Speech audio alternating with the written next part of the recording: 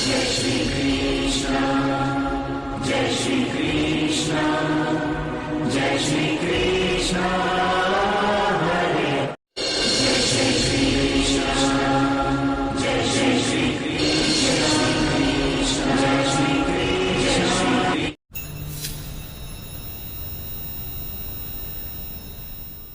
नमस्कार दोस्तों, स्वागत है सभी लोगों का आपके अपने चैनल भारतीय ब्लॉगर पर। अब शायद लोगों को यकीन हो जाए, अब आंखें खुल जाए, जब भारत सरकार ने ही जाने से रोक दिया, जब भारत सरकार ने ही मना कर दिया कि भारतीयों वहाँ मत जाना, अन्यथा कुछ ना कुछ कोई बड़ी घटना या कोई दुखद घटना आप लोगों के साथ में हो सकती है। ट्रैवल एडवाइजरी के रूप में भारतीय दूतावास ने एक बहुत बड़ी अपने देश के नागरिकों को चेतावनी दी है। थाईलैंड यात्रा के दौरान जाने पर एक ट्रैवल ना जाने की लोगों से अपील की गई है। लोगों ने कहा कि थाईलैंड के और कंबोडिया के बीच में मध्यस्थता अगर आगे आने वाला समय, ध्यान से सुन लीजिएगा, 21 दिन 21 डेज अगर ये युद्ध चल जाता है रेगुलर तौर के ऊपर,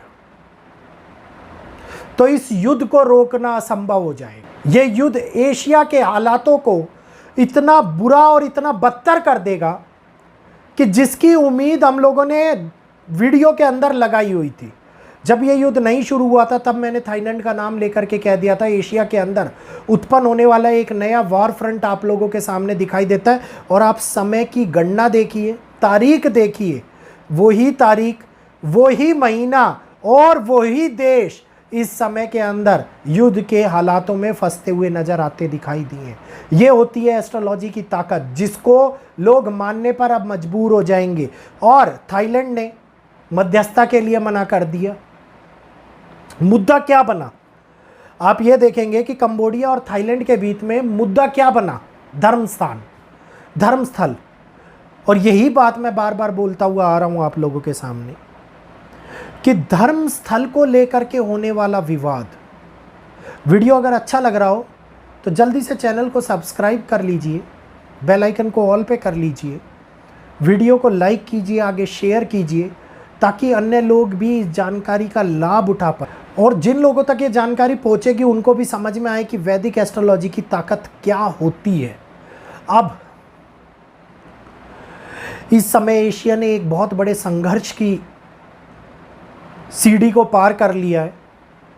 मध्यस्थता के लिए थाईलैंड मना कर रहा है, अपने आप निपट लेंगे, अपने आप जान लेंगे, अपने आप समझ लेंगे। इसके साथ साथ भारतीय दूतावास के हवाले से भी एक खबर निकल करके सामने आई है कि जो भी भारतीय थाईलैंड की यात्रा कर रहे हैं या 7 जगहों की यात्राएं कर रहे हैं, जिसमें उबोन, राजधानी, सुरीन, सिसाकेट, बुरीराम, साकाओ, चाताबुरी, चोंग, इन जगहों की यात्रा कर रहे हैं, तो अपने आप को संभाल करके रखें, क्योंकि रॉयल थाई आर्मी ने बॉर्डर के चेक पॉइंट्स को, पर्यटन स्थल को अस्थायी रूप से बंद कर दिया गया है।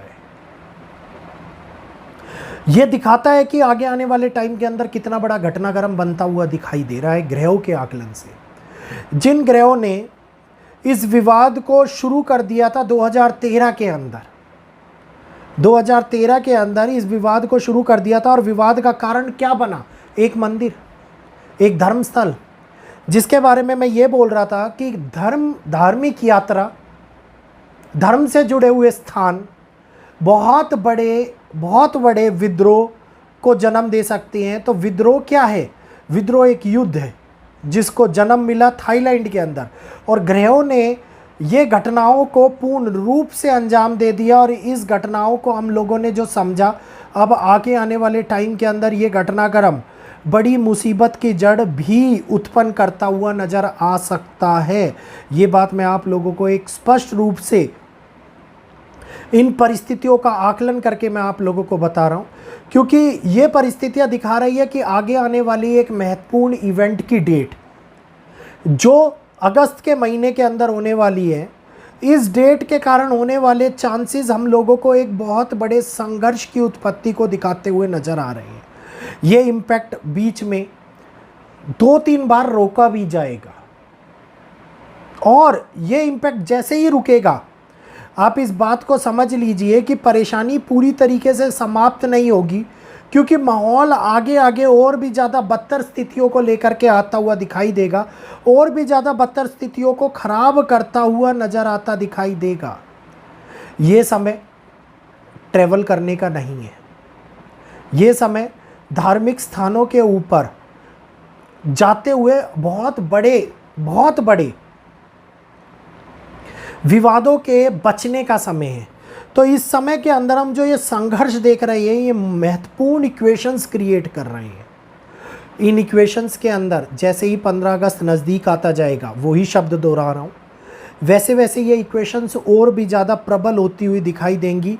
और अगस्त के महीने के अंदर अगर 17 अगस्त से लेकर के 27 अगस्त तक कोई शांति प्रस्ताव बीच में रखे, कोई गठन करे किसी बिचौलिए का इनके युद्ध को रोकने के लिए, तो इस युद्ध के रुकने का या इस युद्ध के अंदर एक बदलाव होने का नज़रिया हम लोगों को सामने निकल करके आता हुआ दिखाई देता है।